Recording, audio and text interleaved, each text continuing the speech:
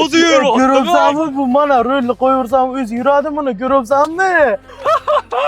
O'zi yuryaptimi hozir? Bunda cruise control bor.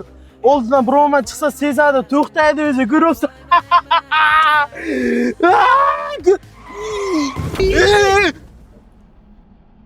Odam urdi.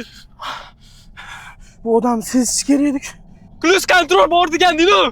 Odamni sezish kerak edi. Bu to'xtash kerak edi-ku. Sen deb bo'ldi cruise control bor deganding.